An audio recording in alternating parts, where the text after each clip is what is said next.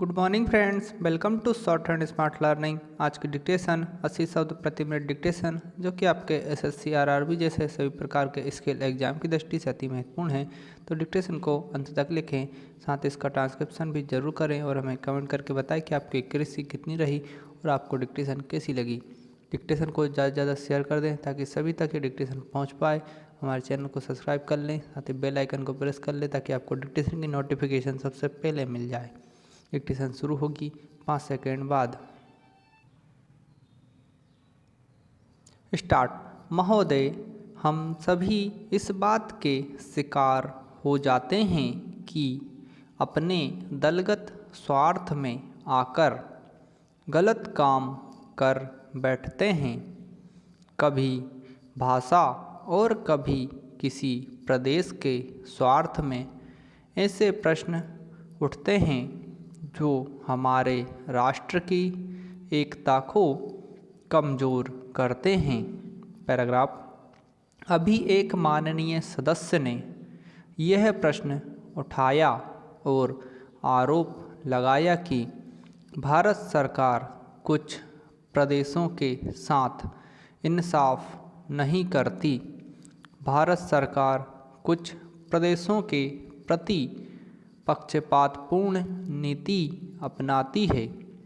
यही मनोवृत्ति है जिसमें एक प्रदेश को दूसरे प्रदेश के विरुद्ध भड़काया जाता है, एक जाति को दूसरी जाति के विरुद्ध खड़ा किया जाता है, एक धर्म को दूसरे धर्म के विरुद्ध खड़ा किया जाता है और एक भाषा और दूसरी भाषा वालों के बीच में भड़काव पैदा करके लड़ाई पैदा की जाती है। यही मनोवृत्ति है जिसको हमारे विरोधी दल के बहुत से लोग भड़का कर पैदा करते हैं। उनकी अपनी गलत नीतियों के कारण विशाल दृष्टिकोण नहीं होता है और वे ऐसे प्रश्नों को उभार कर अपना स्वार्थ सिद्ध करते हैं। स्पष्ट है कि ऐसे समस्त प्रश्नों का परिणाम हमेशा बुरा होता है।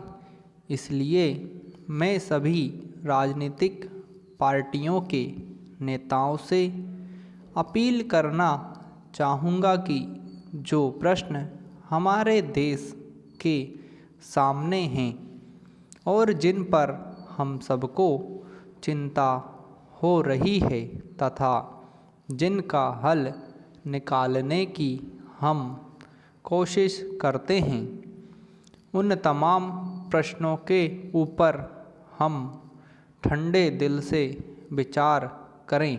पैराग्राफ। श्री वाजपेयी ने एक अच्छी बात कही। उन्होंने कहा कि इन प्रश्नों का हल सड़कों पर नहीं होगा। मैं भी उनसे इस बात में सहमत हूँ कि इन प्रश्नों का हल प्रजातांत्रिक ढंग से ढूंढने का प्रयत्न करना चाहिए। हमें इनका हल प्रजातांत्रिक व्यवस्था के अंदर करना होगा। सड़कों के ऊपर इन प्रश्नों का हल नहीं हो सकता है। राजस्थान के अंदर जो अकाल पड़ा हुआ है और लोग मर रहे हैं, उसकी तरफ चिंता नहीं हो रही है। अब राजस्थान में जो संकट है और इस तरह के जो दूसरे प्रश्न हैं, उन पर हम लोग एक साथ बैठकर गंभीरता से विचार करें और उनका हल तलाश करें। खाली इस तरह से आरोप लगाने से और उपदेश देने से काम नहीं चलेगा। इस देश के अंदर बंगाल में बाढ़ से जनता पीड़ित हो रही थी और उसको अनाज, कपड़ा और जीवन की रोज़मर्रा की आवश्यक सामग्री भेजने की कोशिश हो रही थी।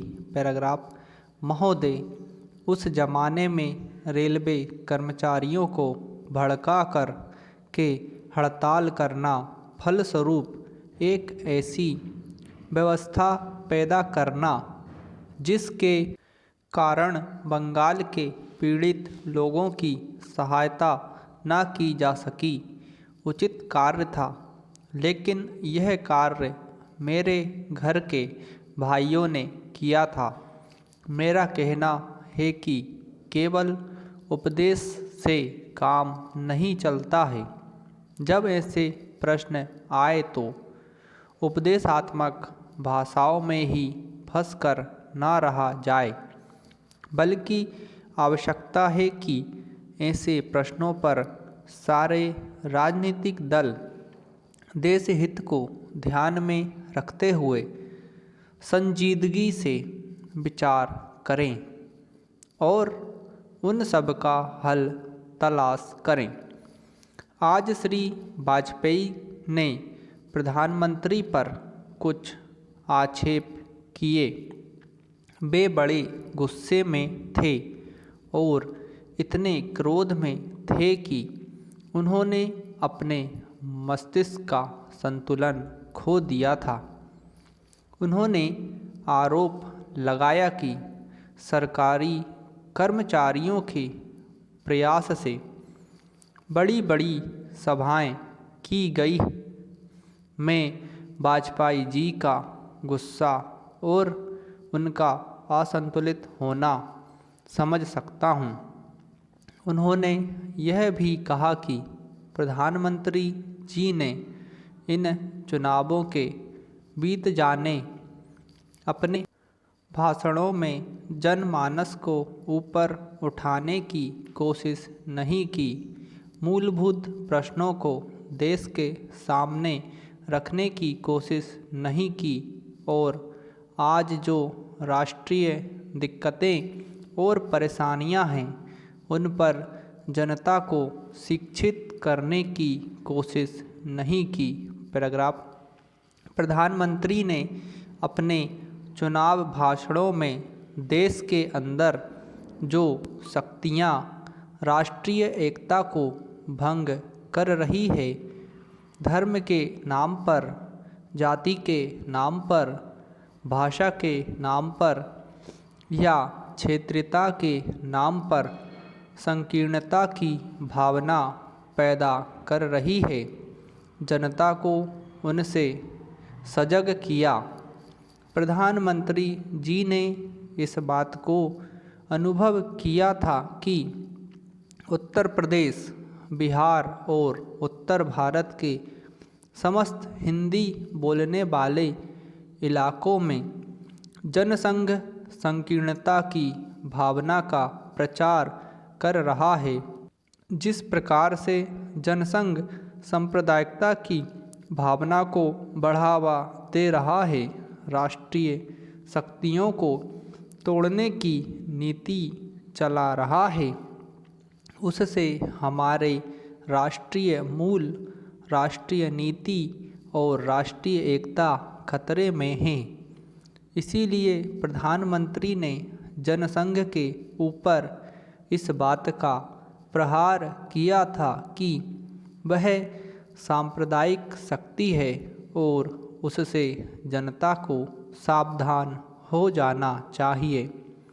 आज जो वाजपेयी जी का गुस्सा है उसको हम समझ सकते हैं। उन्होंने एक सपना देखा था, एक सुनहरा सपना, उत्तर प्रदेश में अपनी सरकार बनाने का, बिहार में अपनी पार्टी को बहुमत प्राप्त कराने का। समाप्त। दोस्तों, डिक्टेशन पसंद आए तो ज़्यादा से ज़्यादा शेयर करें, साथ ही हमारे चैनल को सब्सक्राइब कर लें ताकि आपको इसी तरह डिक्टेशन रोज़ प्राप्त होती रहे।